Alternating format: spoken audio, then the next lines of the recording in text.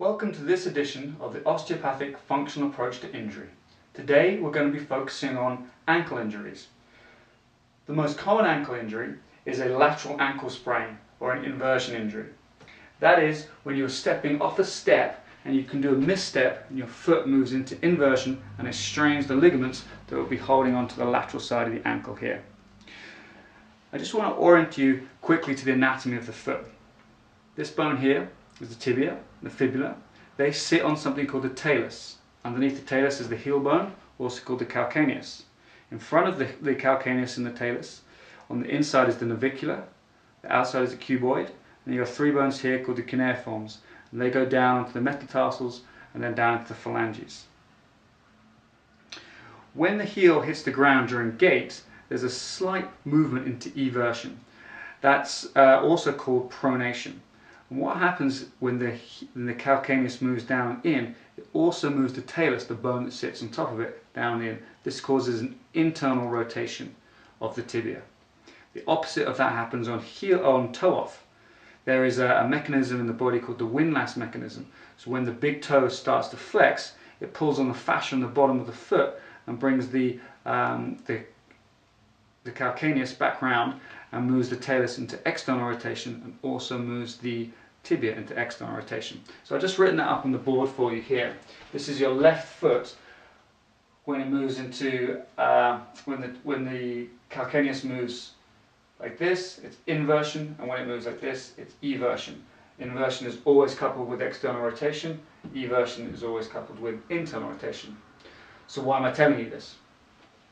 The normal approach to an ankle rehab is to put a person on a wobble board and have them stabilize the foot or stabilize their body whilst being on an unstable surface.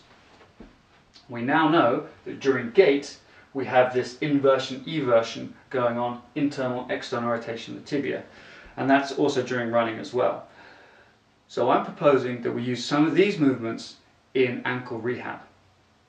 Secondly, putting a person on a wobble board is telling the body the surface you're standing on is unstable and we need to be stable up here.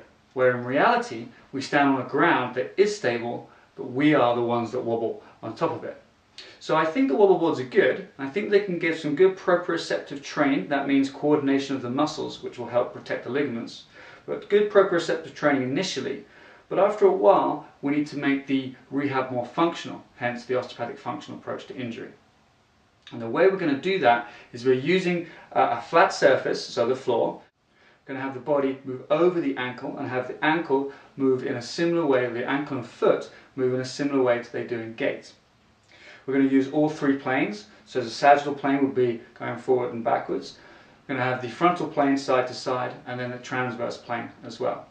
And interestingly, eversion, this movement here is just in the frontal plane, and the talus makes that turn, it's a torque converter, makes a turn into rotation in the transverse plane.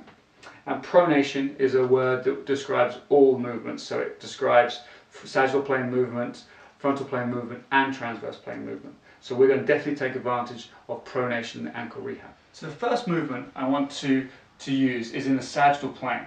I'm going to call this a balanced reach. And the reason we call it a balanced reach is we're balancing on one leg and reaching with the other leg. So the sagittal plane for the ankle is straightforward. But as my foot goes forward, that calcaneus is going to go down and in, followed by the talus, and create a bit of internal rotation here. And the reason it does that is it actually sets the glutes up, these big muscles in the back, sets them up to contract. So it stretches them, now they're ready to be contracted. And that's what happens when that foot goes forward in gait, goes forward, calcaneus goes down and in, whole thing moves in slightly, big butt muscles are set up to support us to walk forward to the next side.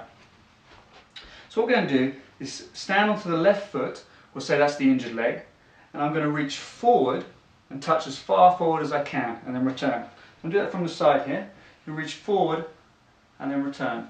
So we want a good bend in the knee and a good bend in the hips. What some people do is they keep the hips straight, and that just creates a little bit too much pressure into the knee there. So bend from the hip, bend the knee at the same time, take that leg forward, keep good balance. And what I sometimes find, if there's no pain with this, you can do sets of 10. Sometimes it helps to hold on to something, put one hand onto a wall or to a chair if there's one here, just to give you a little bit of balance. So that's the sagittal plane. And what that's going to do is just help the calf and those muscles in the back, those kind of decelerators of that movement, get more proprioceptively aware to help protect the ankle. Next plane is going to be the frontal plane, and that's out to the side. And so here we're going to get that eversion, that subtalar joint eversion that's crucial to the whole internal rotation sort of mechanism. And we're just going to go out to the side. Again, I'm bending from the hips, I'm bending my knee, taking my foot out to the side, balance reach. And so the way you know you're improving is if you can go further with these. And what I'm doing here is I'm actually touching my toe to the other end, and that's called a toe touch. And that just gives me a little bit more balance. But as I improve, I will want to take my foot away from the ground completely, and then possibly increase the speed as well.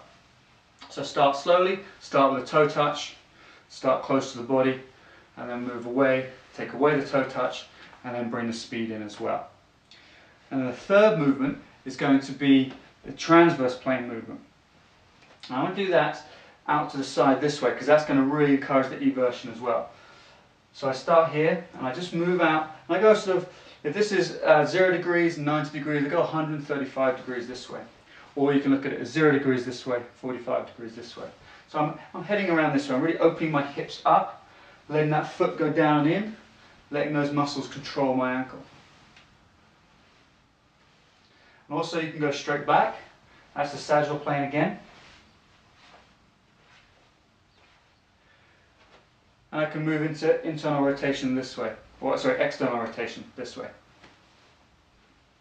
Just a little bend.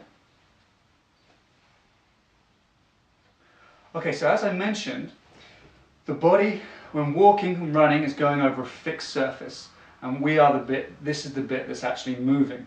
And so the muscles in the leg, hip, and down at the ankle have to control this movement. So we can make this just a little bit more challenging for the body. Once we're comfortable just going forwards and backwards, we can take the hands and just move them left and right, or up and down, or even open them up, close them.